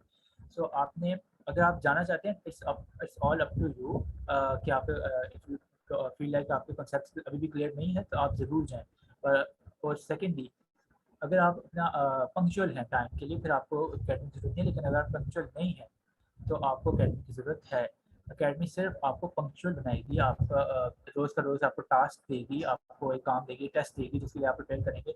और अगर आप इस तरह घर में बैठ कर सकते हैं फिर दैट्स टोटली फाइन। तो इसके लिए फिर मैं आपको रिसोर्सेज फाद भाई भी आपको रिसोर्सेज दे देंगे। तो इस देर द फेसबुक ग्रुप, उसके साथ एक वेबसाइट भी है सईद एमडी कैट के नाम से, most of you would know.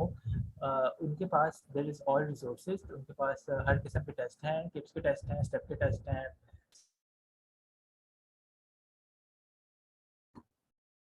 Stars के टेस्ट हैं, यू नेम इट, हर किस्म के उनके पास टेस्ट हैं। तो आपने उन टेस्ट को रेगुलरली जितने आप टेस्ट कर सकते हैं, अगर आपने लास्ट ईयर आपने किप्स प्रिपरेशन किया तो इस दफ़ा आप स्टेप के पेपर्स देखें, अगर आपने लास्ट ईयर स्टेप से पढ़ा तो इस दफ़ा किप्स के पेपर्स देखें। इस तरह से आपने पेपर सबसे ज़्यादा आपका जो फोकस होना चाहिए वो होगा सॉल्विंग दोज पेपर्स, उसी से आपकी तैयारी होगी। अच्छा, अब जब आप पेपर सॉल्व कर रहे होंगे तो हो सकता है आपके मार्क्स ना सही आ रहे हो। अच्छा, आप चेक भी खुद कर रहे होंगे, तो आपने सब एक तो बात यह है कि अपने आप से ऑनेस्ट होना और चीटिंग वगैरह नहीं करनी। तो फिर भी अगर आप देखते हैं कि मैं चीटिंग भी नहीं कर रहा और मैं फुल तैयारी के साथ मुझे याद भी होता है, स्टिल मेरे जो एमसीक्यूज़ हैं वो उसमें मार्क्स कम आ रहे हैं, तो आपने घबराना नहीं है। ये चीज़ रिपीटर्स के साथ भी होती है, इस तरह से कि आप लोग घबरा के नहीं बैठ सकते इस बात के ऊपर कि आपके मार्क्स कम आ रहे हैं। तो आपने सबसे पहले देखना है कि उसके अंदर कौन सी आपकी मिस्टेक्स हुई हैं, उनको एक सेपरेट रजिस्टर पर लिखें। एक और बात मैं बता दूँ कि फिजिक्स के जो एग्ज़ाम वो होंगे, पेपर्स होंगे स्टेप्स के, अगर आप स्टेप्स कर रहे हैं तो उसके अंदर कुछ एक्स्ट्रा चीज़ें बताते हैं टिप्स से। सिमिलरली जो अगर आपने स्टेप से पढ़ा तो टिप्स के अंदर वो कुछ एक्स्ट्रा चीज़ें बता रहे होंगे जो आपने नहीं पढ़ी, तो आपने उन चीज़ों को लिख लेना है अपने उस रजिस्टर के ऊपर जो आपने लास्ट ईयर बनाए थे, और उन रजिस्टर को आपने रिवाइज करते रहना। खासतौर में फिजिक्स की बात इसलिए कर रहा हूँ क्योंकि सबसे ज़्यादा मार्क्स इसी में डिडक्ट होते हैं। बायोलॉजी के अंदर आपने need of the continuous revision जो आप करते रहेंगे उसका आपको मसला नहीं होगा, बायोलॉजी का मसला नहीं होता। इंग्लिश इस दफ़ा आप देख रहे हैं या पिछले साल भी इतनी मुश्किल नहीं बाहरी, उसका आपको मसला नहीं होगा। केमिस्ट्री जो है वो ऑर्गेनिक इनऑर्गेनिक जो है वो आप लोग कर सकते हैं, उसका भी इतना मुश्किल मसला नहीं होता। फिजिक्स के अंदर न्यूमेरिकल्स आते हैं, वो भी आज अब जो है वो आसान ही आते हैं, लेकिन स्टिल आप जो मार्क्स कटते हैं वो फिजिक्स के अंदर या केमिस्ट्री के अंदर कट रहे होते हैं। तो आपने फिजिक्स के लिए सबसे ज़्यादा जो तैयारी जिस तरह आप कर सकते हैं इस गोना भी आपने रिवाइज करना है सब्जेक्ट, उस रजिस्टर को जो आपने बना रखा है उस बुक्स को तो आप पढ़ेंगे ही पढ़ेंगे, लेकिन आपने रिवीजन जो है साथ साथ करनी है और साथ साथ आपने पास्ट पेपर्स देखने हैं, पास्ट टेस्ट देखने हैं। इनको आप जितना ज़्यादा सॉल्व करेंगे उतना ज़्यादा आपके पास कॉन्फिडेंस आएगा। लेकिन ये ज़रूर याद रखें कि अगर आप लास्ट दिन भी है और आपके 15 MCQs किसी टिप्स के फजूल से टेस्ट में आपके गलत हो गया, दैट डजंट मीन कि आपका एडमिशन नहीं होगा या फिर आपके मार्क्स डिडक्ट हो जाएंगे वहाँ से। आपने अपने ऊपर बिलीव रखना है, और एमडी कैट का पेपर हमेशा जो है आसान ही आता है, फ्रॉम द टिप्स और स्टेप्स के पेपर जो होते हैं या जो भी डिफरेंट अकेडमिक्स के टेस्ट होते हैं उनसे आसान ही होता है। तो आपने अपने आप को बिलीव रखना है कि आपके जो मार्क्स 100 टेस्ट में आएंगे, अल्लाह पे बिलीव रखें कि अल्लाह पाक मदद फरमाएगा कि आपने जो आपने जो साल लगाया, आपने जो मेहनत की है वो जाएगा नहीं जाएगी। और सबसे ज़्यादा जो प्रॉब्लम होती है वो ये होती है कि जो रिपीटर्स होते हैं वो वही कुछ कर रहे होते हैं जो फ्रेशिस कर रहे होते हैं। आप फ्रेश ही नहीं हैं, आप रिपीटर हैं और आपने उसी तरीके से चलना है। तो आपने लास्टली मैं यही कंक्लूड करूँगा कि जो घबराना नहीं है, जो खान साहब कहते हैं घबराना नहीं है। दूसरी बात ये है कि आपने जो रिवीजन करनी है तो वो कॉन्टिन्यूस रिवीजन होनी चाहिए, एक दफ़ा रिवीजन नहीं होनी चाहिए। और रिवीजन के साथ साथ पास पेपर्स के स्टेप्स जितने भी आपको रिसोर्सेज मिल रहे हैं वहाँ से अपने कॉन्टिन्यूस को प्रिपेयर करना है, उनको टेस्ट को प्रिपेयर करना है, उनको यूटिलाइज करना है, जितने आपको रिसोर्सेज मिले उनको यूज़ करें। Thank you. बहुत शुक्रिया उमैर। अब नईम आपको गाइड कर देंगे कि रशिया में क्या प्रोसेस है रशिया के कॉलेजेस में एडमिशन लेने के लिए और बाकी के बारे में सारे और जी अस्सलाम वालेकुम। फहद आवाज़ आ रही है? जी आप कंटिन्यू करें, आपकी आवाज़ आ रही है। जी अस्सलाम वालेकुम। Dear students, myself Mohammed Naeem और मैं ऑफिशियल रिप्रेजेंटेटिव हूँ सेमी मेडिकल यूनिवर्सिटी कजाकिस्तान का, और मैं बेसिकली वहाँ MBBS कर रहा हूँ 4th ईयर। तो फर्स्ट ऑफ ऑल मैं अपनी बात स्टार्ट इस चीज़ से करूँगा कि सबसे पहले आप कंसेप्ट अपना क्लियर करें कि पाकिस्तान के अंदर बहुत ज़्यादा मिसकंसेप्ट है कि जो फॉरेन ग्रेजुएट्स हैं और शायद जो पाकिस्तान के अंदर पढ़ के आए हैं, इनका स्टडी का डिफरेंस है या इनके लेवल के अंदर फ़र्क होता है। तो अभी रिसेंट जो NLE एग्ज़ाम हुआ है, PMC ने कंडक्ट किया है, तो मोस्ट प्रोबेबली आप मोस्टली जानते होंगे कि उसके अंदर जो फॉरेन ग्रेजुएट्स पास होने का कोटा है या तादाद है वो ज़्यादा है। ऑलमोस्ट 78% उनका रिजल्ट आया है। तो इट मीन्स ये है कि स्टडी उनकी भी अच्छी है। तो सबसे पहले जो है एडमिशन प्रोसेस के बारे में आपको गाइड करता हूँ, देन आपको फीस स्ट्रक्चर्स और वहाँ की जो है फूड अवेलेबिलिटी, गर्ल्स के हवाले से सिक्योरिटी कैसी है, तो स्टेप बाय स्टेप आपको इन सब चीज़ों के बारे में जो है मैं गाइड करता हूँ। तो जो फॉरेन एडमिशंस है, लाइक जितनी भी स्टेट्स हैं, रशियन स्टेट्स, लाइक आप यूक्रेन देखें या कजाकिस्तान है, किर्गिस्तान है, ताजिकिस्तान है, तो ये अब PMC ने एक अच्छा स्टेप लिया है कि उन्होंने इनको अप्रूव कर दिया है। मींस के उन्होंने एक लिस्ट प्रोवाइड किया, PMC की वेबसाइट के ऊपर जाएं, वहाँ चेक करें, फॉरेन अंडर ग्रेजुएट्स कॉलेजेस में जाएंगे तो वहाँ उन्होंने A, B और C 3 लिस्ट प्रोवाइड कर दी है। तो अगर आप लिस्ट A के अंदर एडमिशन लेते हैं तो इट मीन्स आप पाकिस्तान से MBBS कर रहे हैं, आपने 5 साल का MBBS करना है और 1 साल की आपकी हाउस जॉब है, और सेम एज इट पाकिस्तान के अंदर यही होता है कि आपका 5 साल का MBBS है और साल की आपकी हाउस जॉब है। और पहले ये होता था कि जो फॉरेन ग्रेजुएट्स होते थे उनके लिए एक अलग से टेस्ट होता था, उनके लिए NEB एग्ज़ाम होता था, पार्ट 1, पार्ट 2 और 3 के अंदर वो वाइवा लेते थे। लेकिन अब जब से PMC कंडक्ट हुआ है तो इन्होंने जो है वो एग्ज़ाम ख़त्म कर दिया हुआ है। तो एक एग्ज़ाम है just NLE, national licensing exam, जो कि अगर कोई फॉरेन ग्रेजुएट है उसने पास करना है, अगर कोई पाकिस्तान में सरकारी पढ़ा है या कोई गवर्नमेंट से मतलब प्राइवेट्स के इंस्टीट्यूट से पढ़ा है, तो सब ने वो टेस्ट पास करना है, उसके बाद उसको लाइसेंस मिलेगा। तो ये एक अच्छी अपॉर्चुनिटी है कि अगर आपका पाकिस्तान के अंदर एडमिशन हो जाए, इट्स जो है बेटर अपॉर्चुनिटी, और आप लोग ये लाजमी अवेल करें, मेहनत करें। लेकिन अगर आपका नहीं होता एडमिशन तो आप फ़ॉरेन के बारे में ज़रूर सोचें, क्योंकि पहले तो चलो था कि मुश्किल थी, इंस्टीट्यूट का नहीं पता होता था कि कौन सा जो है रिकॉग्नाइज्ड है, कौन सी नहीं है। अब PMC ने कंट्री वाइज सबको रिकॉग्नाइज भी कर दिया हुआ है, लिस्ट प्रोवाइड कर दी हुई है। इवन ये भी क्राइटेरिया बता दिया है कि अगर आप A में जाएंगे तो आपका क्या प्रोसीजर होगा पाकिस्तान में, B में जाएंगे, C में जाएंगे। तो फर्स्ट ट्राई करें कि आप लिस्ट A वालों में एडमिशन लें, तो वो समझे आप पाकिस्तान में ही पढ़ रहे हैं, ठीक हो गया। तो सेकंड चीज़ जो है फीस स्ट्रक्चर के हवाले से, आप देखें पाकिस्तान के अंदर अगर आपका गवर्नमेंट में हो जाता है तो वो आपकी फ़ीस ना होने के बराबर है, लेकिन अगर आप प्राइवेट सेक्टर में जाते हैं तो आपकी मिनिमम फ़ीस जो है तकरीबन 1 करोड़ प्लस। लास्ट ईयर जो थी 5 साल का जो स्केजल आया है वो 1 करोड़ 8 लाख का था।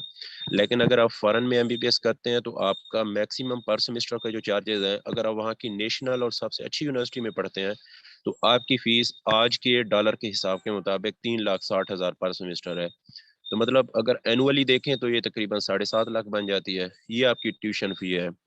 और अगर पर मंथ खर्चा देखें कि आपका पर मंथ खर्चा कितना हो जाएगा, जिसके अंदर आपकी अकोमोडेशन भी है और खाने पीने का खर्चा है, तो मैक्सिमम जो है 15 से 20,000, $100 में आपका 3 टाइम का खाना है, और पाकिस्तानी जो है 6,000 7,000 में आपकी रिहाइश होती है पर मंथ की। तो 20,000 पाकिस्तान में भी रह के अगर आप कहीं हॉस्टल में रहते हैं तो आपका खर्चा हो जाता है, और वही खर्चा आपका बाहर होना है। और साथ क्योंकि मैथ्स की बात हो रही है तो हलाल फूड के हवाले से है, अगर आप किसी ऐसी यूनिवर्सिटी के अंदर जाते हैं जो कि वहाँ की नेशनल है, तो वहाँ हर कंट्री वालों के लिए अपना अलग से हॉस्टल होगा, उसकी अलग उसी तरह का प्रोटोकॉल होगा। लाइक पाकिस्तान से गर्ल्स जाती हैं, बहुत ज़्यादा लड़कियां वहाँ पढ़ रही हैं पाकिस्तान से, ऑलमोस्ट उस कंट्रीज़ के अंदर 9,300 जो है स्टूडेंट्स पढ़ रहे हैं, जिसके अंदर तकरीबन 2300 गर्ल्स वहाँ पढ़ रही हैं। तो गर्ल्स की प्रोटेक्शन के हवाले से उन्होंने सेम रूल्स बनाए हुए हैं जो कि पाकिस्तान के अंदर गर्ल्स हॉस्टल के अंदर होते हैं, ठीक है। और जो खाना है आपको बनाने वाले पाकिस्तानी को प्रोवाइड किए जाएंगे, पाकिस्तानी खाना आपको मिलेगा। हलाल फूड अगर आप बाहर से परचेज करते हैं ऊपर टैग लगा होगा, और ये जो स्टेट्स हैं लाइक रशियन स्टेट्स जितनी भी हैं, किर्गिस्तान, कजाकिस्तान, ताजिकिस्तान वगैरह, तो इसके अंदर 80% मुस्लिम्स हैं। आपको मजहबी कोई भी इशू नहीं होता। 80% मुस्लिम, आप मस्जिद में नमाज पढ़ना चाहें वहाँ जा सकते हैं, बहुत बड़ा इज्तिमा होता है। इवन अगर आप तबलीग और ये दूसरा वर्क भी अगर साथ साथ करना चाहें, उस चीज़ का भी कोई इशू नहीं है, आप लोग वहाँ वो भी कर सकते हैं। तो हलाल फूड और ये चीज़ें भी इजीली आपको अवेलेबल होंगी। नेक्स्ट अगर हम स्टडी का मेयार देखें, तो जितनी भी वहाँ की नेशनल और अच्छी यूनिवर्सिटीज़ हैं, आप पाकिस्तान में उनके ग्रेजुएट्स देखें, लाइक सीमी का अगर मैं उसका स्टूडेंट हूँ, मैं उसका आपको बताऊंगा, तो इसके अंदर जो है पाकिस्तान के हर तकरीबन अच्छे हॉस्पिटल के अंदर इसके ग्रेजुएट्स हैं जो पुरानी यूनिवर्सिटीज़ हैं। लाइक अब कजाकिस्तान के अंदर कजाक नेशनल यूनिवर्सिटी है, 1953 से काम कर रही है। पाकिस्तान के अंदर अगर मिनिमम भी देखें तो इसका 2500 ग्रेजुएट होगा जो डिफरेंट सेक्टर के अंदर काम कर रहे हैं। और इवन एमबीबीएस नहीं आ गया, एफसीपीएस भी किया है उन्होंने, और अच्छा जो है अपना काम कर रहे हैं। ठीक हो गया। तो स्टडी भी बहुत अच्छी है, सेम एज इट जो आपको पीएमसी का सिलेबस दिया जाएगा वही सेम सिलेबस वहाँ फॉलो होता है। और वहाँ नेक्स्ट जो चीज़ हम देखते हैं कि लैंग्वेज बैरियर्स क्या क्या हो सकते हैं। तो जो आपकी टीचिंग है वो टोटली आपकी इंग्लिश के अंदर होगी, कोई आपका फॉरेन टीचर नहीं होगा, कोई फॉरेन जो है लैंग्वेज के अंदर आपको बिल्कुल नहीं पढ़ाया जाएगा। जितने भी मेडिकल सब्जेक्ट्स हैं उसके आपके अच्छे टीचर होंगे, या लोकल होंगे तो वो भी इंग्लिश में पढ़ाएंगे, या उन्होंने पाकिस्तान से हायर किए होते हैं, या डिफरेंट कंट्रीज से जो भी आते हैं उन्होंने इंग्लिश के अंदर आपको लेक्चर डिलीवर करना है। और जो अगर आप बाहर अगर जाते हैं, जैसे मार्केट्स में जाना है, वहाँ रहना सहना है, तो लाज़मी बात है आपने उनसे कन्वर्सेशन करनी है। तो उसके लिए आपके फर्स्ट ईयर के अंदर बाकायदा 1 घंटे की ट्रेनिंग होती है, वो जिसके अंदर आपको वहाँ की लैंग्वेज समझाई जाती है। और फर्स्ट ईयर के अंदर ये होता है कि आप हॉस्टल के अंदर रहते हैं, तो वहाँ जो सीनियर्स होते हैं वो भी आपको इतना एक समझा देते हैं कि आप बाहर वालों के साथ कन्वर्सेशन कर सकें। ठीक हो गया। तो लैंग्वेज बैरियर भी इस तरह हम 4 साल से वहाँ हैं, बिल्कुल कोई जो है ना फेस नहीं किया। बिल्कुल हर चीज़ जो है वो भी ठीक है। ठीक है। हलाल फूड के बारे में मैंने आपको गाइड कर दिया। फ़ी के हवाले से ये है कि अगर ये इट्स अप टू यू, अगर आप लोग देखें कि अगर पाकिस्तान में एमबीबीएस हो जाता है तो बेस्ट है। आप गवर्नमेंट सेक्टर को देखें, प्राइवेट सेक्टर का मैं कभी मशवरा नहीं दूंगा। जितना आपका उन्होंने डोनेशन लेना है, या डोनेशन शायद अब खत्म हो गया है पीएमसी की वजह से, लेकिन वो फीस बहुत ज़्यादा कॉस्टली है उसकी। तो उतने में जहाँ आपके यहाँ से 2 साल होने या 3 साल होना है, वहाँ से आपका पूरा 5 साल का एमबीबीएस हो जाना है। टिकट कॉस्ट जो है वो भी बिल्कुल सस्ती है, नॉर्मल पाकिस्तानी 50,000 वन वे है। तो वो भी इतना ज़्यादा मतलब इशू नहीं है। नेक्स्ट प्रोसीजर आ जाता है कि आपका एडमिशन वहाँ होता कैसे है, आपको वीज़ा इशू होने के कितने % चांसेस होते हैं, आप वर्क के साथ स्टडी के साथ साथ वहाँ कुछ पढ़ भी सकते हैं, या जस्ट जो है ना आपने वहाँ स्टडी करनी है। तो उसके लिए ये है कि जो यूनिवर्सिटी के ऑफिशियल रिप्रेजेंटेटिव होते हैं, आपका उनके साथ कांटेक्ट होना है। आप उनकी ऑफिशियल वेबसाइट के थ्रू करें, पर्सनल कांटेक्ट के थ्रू करें, फेसबुक या वैसे भी आपको नंबर मिलने जाएंगे, या पाकिस्तान में कुछ कांट्रैक्टर्स होते हैं उनके थ्रू आप उनसे रब्ता कर सकते हैं। जैसे ये है कि आपने उनको मैट्रिक एफएससी के जो है ओरिजिनल रिजल्ट कार्ड की प्रोवाइड करना है विद इन 72 आवर्स, मतलब 3 डेज का टाइम मिलता है, जिसके अंदर यूनिवर्सिटी की तरफ से आपको ऑफिशियल जो है एडमिशन लेटर मिलता है। ठीक है। उसके ऊपर क्यूआर कोड स्कैन वाला होता है, जब आप स्कैन करेंगे तो आपकी यूनिवर्सिटी की ऑफिशियल वेबसाइट के ऊपर आपको हर चीज़ प्रोवाइड कर दी जाएगी कि आपका नाम ये, आपका ये कंट्रैक्टर है, आप एमबीबीएस करने के लिए आ रहे हैं, आपका ये ड्यूरेशन होगा। तो ये सारी चीज़ें ऊपर मेंशन होती हैं। तो नेक्स्ट स्टेप होता है वीज़ा के लिए। तो जब आप यूनिवर्सिटी को $300 पे करेंगे, आपके वो इनविटेशन के होंगे, यूनिवर्सिटी आपको इनवाइट करेगी, एक इनविटेशन पेपर देगी कि आप जो है ना हम आपको एमबीबीएस के लिए ऑफर कर रहे हैं, तो आप यहाँ आके अपना एमबीबीएस करें। तो उसके लिए है कि वो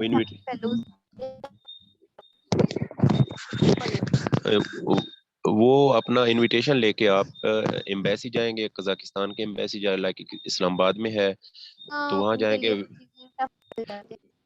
विद इन 2 आवर्स जो है वो आपको वीज़ा स्टैम्प करके दे देंगे, देन आप टिकट करवाएं और फ्लाई कर सकते हैं। जब आप फ्लाई करेंगे, यूनिवर्सिटी के ऑफिशियल रिप्रेजेंटेटिव आपको एयरपोर्ट के ऊपर आपको रिसीव करेंगे। यूनिवर्सिटी की गाड़ी आई होगी, वो आपको हॉस्टल लेके जाएंगे, और देन जो है आपको वो सारा एडजस्ट वो खुद करते हैं। इसके अलावा जो मेन चीज़ होती है कि बच्चों की जो है अफोर्डेबिलिटी के ऊपर के फीस वगैरह कितनी होगी, तो उसके पर ऑलरेडी मैं आपको जो है बता चुका हूँ कि मैक्सिमम जो आपके चार्जेस होने हैं पर सेमेस्टर 3,60,000 आज का देखें। अगर आपने सस्ती यूनिवर्सिटी के अंदर जाना है, मीन्स के कुछ ये आपको मैं नेशनल यूनिवर्सिटी का बता रहा हूँ, लेकिन कुछ यूनिवर्सिटी ऐसी हैं जिनकी फीस कम है, वो सेमी गवर्नमेंट है, तो उनकी फीस 2,60,000 भी है, 2,50,000 भी है, डेली के जो है ना डॉलर्स के डिफरेंट हिसाब के मुताबिक है। बाकी जो नेक्स्ट चीज़ है कि पीएमसी की अप्रूव्ड लिस्ट, वो आपकी पीएमसी की जो है वेबसाइट के ऊपर चेक कर सकते हैं। वहाँ ए, बी और सी के नाम से 3 जो है लिस्टें प्रोवाइड की हुई हैं। कंट्री चेक करें, देन आप लिस्ट चेक करें और वहाँ जाके आप एमबीबीएस करें। अब तो नेशनल लाइसेंसिंग एग्जाम एनएलई के लिए बाकायदा यूनिवर्सिटीज़ ने जो है क्लासेस शुरू करवा दी हैं। वहाँ का लाइफस्टाइल और वेदर कंडीशंस कैसी होती हैं, लाइफस्टाइल तो जस्ट जो है ना पाकिस्तान की तरह ही समझ लें, कोई मतलब ख़ास डिफरेंस नहीं है, क्योंकि वो मुस्लिम है मोस्टली, तो पाकिस्तान की तरह ही है उनका रहन सहन खाना पीना। बाकी जो वेदर है तो वहाँ जो है थोड़ा स्नो वाले एरियाज है, वहाँ स्नोफॉल ज़्यादा रहता है, तकरीबन 6 मंथ वहाँ सर्दी ज़्यादा रहती है, लेकिन उसके लिए यूनिवर्सिटी और वहाँ की गवर्नमेंट ने इतनी अच्छी मैनेजमेंट की होती है, स्टीम सिस्टम लगे होते हैं हॉस्टल्स के अंदर, और वहाँ जो है बिल्कुल ठंड आपको फील ही नहीं होती। ठीक हो गया। Admission process, fees structure, security facilities के हवाले से ऑलरेडी गाइड कर चुका हूँ कि जिस कंट्री से बंदा आया है वैसे उसको हॉस्टल प्रोवाइड किए जाते हैं। हॉस्टल जो है गर्ल्स के लिए 2 सीट्स पर रूम, मतलब एक रूम के अंदर 2 लोग मैक्सिमम रहते हैं, और सिक्योरिटी जो है ना बहुत अच्छी है। और मोस्टली यूनिवर्सिटी जितनी भी है नेशनल यूनिवर्सिटीज, उनके हॉस्टल यूनिवर्सिटी के अंदर मौजूद है, तो स्टूडेंट ने ना बाहर जाना है ना सिक्योरिटी का कोई रिस्क है। और सेकंड फर्स्ट बात ये है कि जो अगर ऐसा सीन है होता भी है, तो वहाँ की जो पुलिस है वो ऑलरेडी, लेट्स सपोज के मोस्टली ऐसा होता है कि अगर वहाँ को उनको पता चले कि इस इलाके में कोई चोर आए हुए हैं, तो वहाँ की यूनिवर्सिटी ऑफ मैनेजमेंट पहले से जो है ना एरियाज भी मेंशन कर देती है, टाइमिंग भी मेंशन कर देती है कि आप इन जो है ना एरियाज में इस टाइम में मत जाएं, क्योंकि वहाँ कुछ जो है चोर आए हुए हैं या कोई भी मतलब इन्फॉर्म कर दिया जाता है, तो इसीलिए जो है स्टूडेंट ऐसा बाहर नहीं जाता। बाकी फर्दर जो है ना तकरीबन जितनी भी थी डिटेल्स मैंने आपको प्रोवाइड कर दी हैं। अगर आपको कोई भी जो है क्वेश्चन हो तो आप जो है पर्सनली कांटेक्ट कर सकते हैं, बाकी ग्रुप के अंदर पूछ सकते हैं। अभी क्वेश्चन आंसर का सेशन होगा, उसके अंदर मजीद जिसका भी जो क्वेश्चन हो मोस्ट वेलकम, आप पूछ सकते हैं। बाकी मैं इतना कहूँगा कि अगर आपका पाकिस्तान के अंदर एमबीबीएस नहीं होता और आपने एमबीबीएस ही करना है, तो देन आप प्राइवेट सेक्टर की बजाय फॉरेन मूव करें, क्योंकि बहुत सेफ भी है और सस्ता भी है जितनी भी स्टेट्स हैं। बाकी जो स्कॉलरशिप के हवाले से एक क्वेश्चन आ रहे थे ग्रुप के अंदर, तो उसका ये बताना चाहूँगा कि सिर्फ चाइना जो है प्रोवाइड कर रहा है, वो भी एचईसी की वेबसाइट के थ्रू, लेकिन उसके कुछ मुश्किलात हैं। एक तो उनके टेस्ट हैं वो पास करना थोड़ा डिफिकल्ट है, और सेकंड जो है मेन चीज़ है कि वो चाइनीज़ लैंग्वेज के अंदर एमबीबीएस आपको करवाएंगे, वो इंग्लिश में नहीं करवाएंगे। तो चाइनीज़ लैंग्वेज पढ़ना इतना टफ है, तो उसमें एमबीबीएस करना तो फिर बहुत ही मुश्किल है। इसलिए उस अपॉर्चुनिटी को आप अवेल आई थिंक सो ना करें। बेहतर ये है कि अगर किसी ने अब फॉरेन जाना ही है तो फिर स्टेट्स के अंदर मूव करें। और एक और बात भूल गया था कि अगर आपने स्टडी के साथ वर्क करना है, देन आप यूक्रेन जाएं। यूक्रेन जो है अब तो उसको मिनी यूरोप का जो है टाइटल मिल चुका है, तो उसके अंदर ये सीन है कि आप वहाँ वर्क भी कर सकते हैं, और अगर आपके पास इन्वेस्टमेंट है, लाइक मैक्सिमम इन्वेस्टमेंट 5 से 6 लाख की, तो वहाँ एक आप गाड़ी सिंपली परचेज करें, और वहाँ जैसे पाकिस्तान में वूबर और करीम चल रही है, इस तरह वहाँ उनकी अपनी यंडेक्स और कुछ और कंपनीज है, वहाँ में अपनी गाड़ी रजिस्टर करवाएं, तो पर मंथ आप इजीली 60 से 70 हज़ार अर्न कर सकते हैं। और अगर आपकी गाड़ी लेट सपोज आपको, क्योंकि 6 साल का वहाँ एमबीबीएस है, तो अगर आप मतलब परमानेंट वहाँ रहते हैं तो आपकी वहाँ प्रॉपर्टी शो हो सकती है, वहाँ की आपको नेशनैलिटी भी मिल सकती है।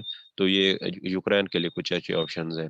लेकिन अगर आप किर्गिस्तान, ताजिकिस्तान या कजाक के अंदर जाएंगे, तो वहाँ आपको जॉब की अपॉर्चुनिटीज़ नहीं है। ये क्योंकि पाकिस्तान की तरह कंट्री है, इसकी जो है आप इवन कोई भी चीज़ देखेंगे तो आपको ये फील होगा कि आप पाकिस्तान में हैं। ठीक हो गया जी, थैंक यू सो मच। अगर किसी को कोई क्वेश्चन हो तो मोस्ट वेलकम, आप पूछ सकते हैं। ग्रुप के अंदर नंबर शेयर कर दिया जाएगा, जो इतने भी स्पीकर्स हैं उनसे आप जो है ना अपनी मुतल्लिका फील्ड्स का पूछ सकते हैं। Thank you so much.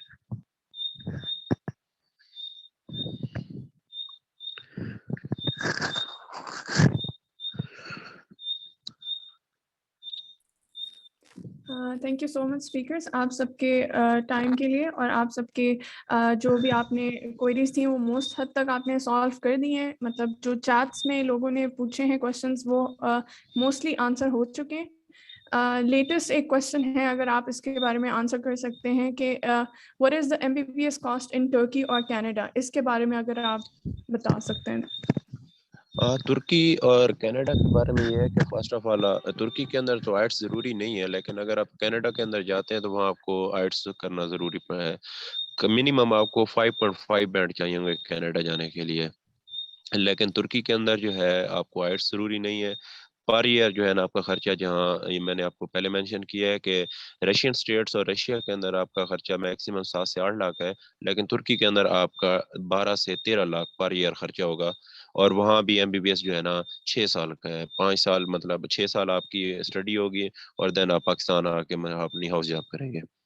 Canada के लिए आपका आइट्स ज़रूरी है, आप उसको आइट्स क्लियर करेंगे। लेकिन उसके लिए अगर कोई यूरोप मूव करना चाहता है तो उसके लिए सबसे बेस्ट ऑप्शन यही है कि लाइक वो पाकिस्तान वालों के लिए भी है, बाहर वालों के लिए भी है, कि ECFMG के जितने भी रजिस्टर्ड इंस्टीट्यूट हैं उनसे वो अपना 2 ईयर एजुकेशन अच्छी कंप्लीट करे, देन USMLE की अटेम्प्ट दे और अपना यूरोप मूव हो सकता है इजीली।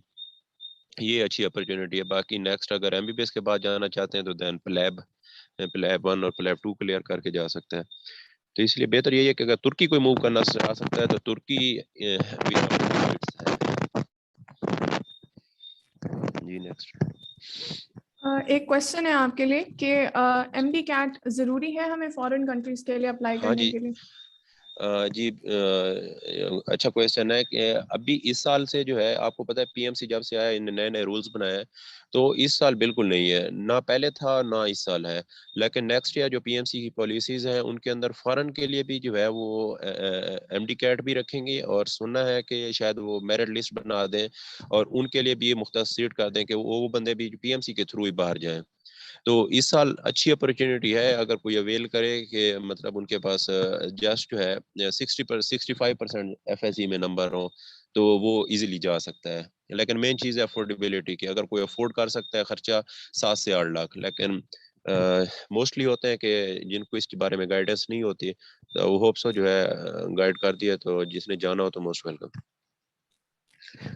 USAT के बारे में हमारे पास जो क्वेश्चन है वो यही है कि मतलब डिफरेंट यूनिवर्सिटीज़ के लिए USAT देना पड़ता है, तो उसके लिए क्या मतलब प्रिपरेशन कहाँ से की जाए। क्वेश्चन मेरे लिए ये जी USMLE के लिए कह रहे हैं? नहीं, USAT के बारे में अक्सर चैट में पूछा हुआ है सबने। सॉरी USAT के बारे में मुझे तो ऐसा कोई नहीं है।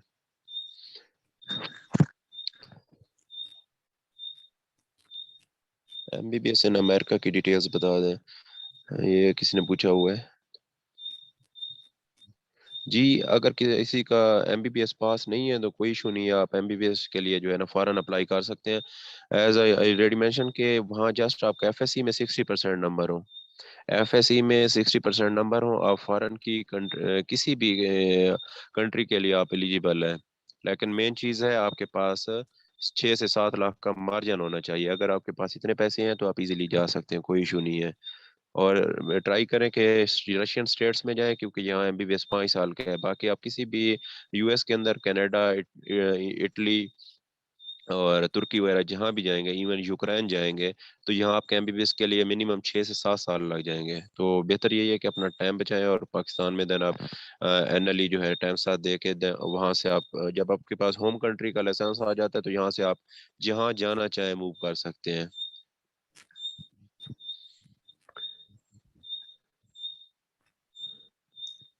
एक क्वेश्चन है फहद, आप इसको समराइज कर दें कि डिफरेंट जो फील्ड्स हम MBBS के अलावा अप्लाई कर सकते हैं और BDS के अलावा कोई भी जो जिन जिन फील्ड्स में अप्लाई कर सकते हैं, एक समरी दे दें। जी, सबसे पहले तो अगर आपका MBBS में नहीं होता तो आपके पास BDS का ऑप्शन है। इसके अलावा आपके पास DPT का ऑप्शन है, इसके अलावा DVM का ऑप्शन है, फार्मेसी का ऑप्शन है, इसके अलावा BS नर्सिंग का ऑप्शन है। जितने भी BS प्रोग्राम्स हैं, बायोटेक्नोलॉजी हो गया, बायोकेमिस्ट्री हो गया, बायोलॉजी होगा, जोलॉजी, बॉटनी, ये सारे BS प्रोग्राम्स के ऑप्शन हैं।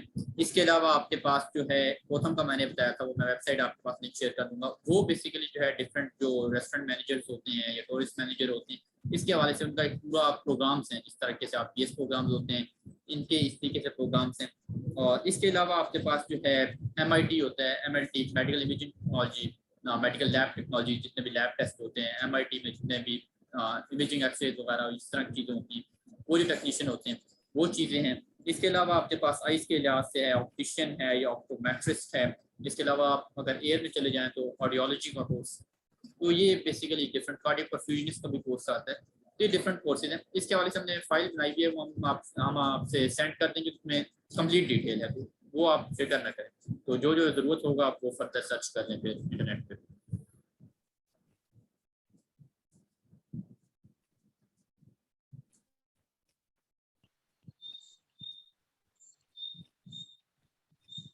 अच्छा, एक हमारे पास चैट में ये है कि दे वांट कि हम ग्रुप का जो भी ये सारे हमारे पास स्पीकर्स हैं वो हम उनके फर्दर क्वेश्चंस भी आंसर करने के लिए अवेलेबल हों, क्योंकि ग्रुप में हमारे पास इस वक्त चेंज है सेटिंग्स। तो अगर हम इसके लिए कुछ कर सकते हैं फहद, तो डू गाइड।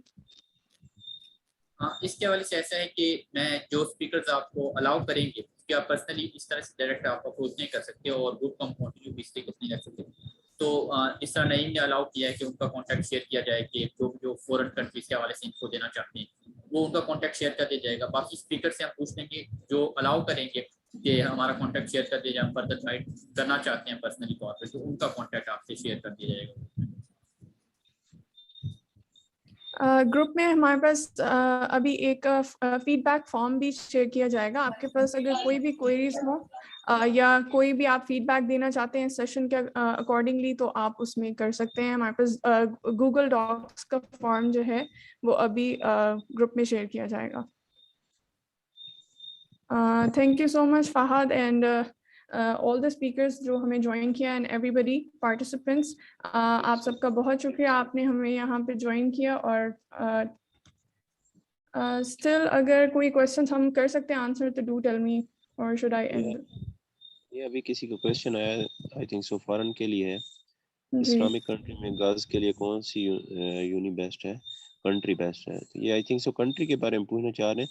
तो अगर आप किसी भी रशियन स्टेट्स के अंदर जाते हैं, मैंने आपको बताया तकरीबन किर्गिस्तान और कजाकिस्तान का जहाँ तक सीन है, यहाँ 80% मुस्लिम्स हैं और ये गर्ल्स के लिए बहुत सेफ हैं।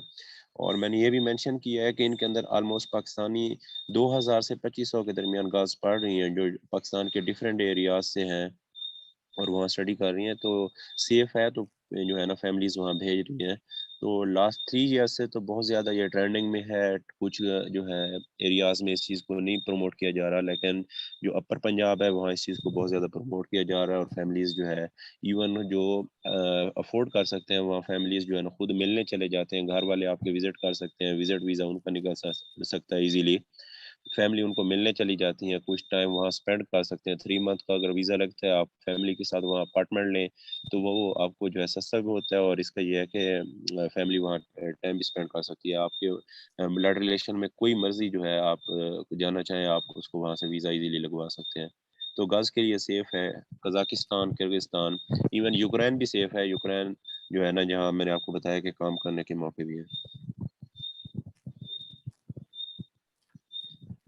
जी।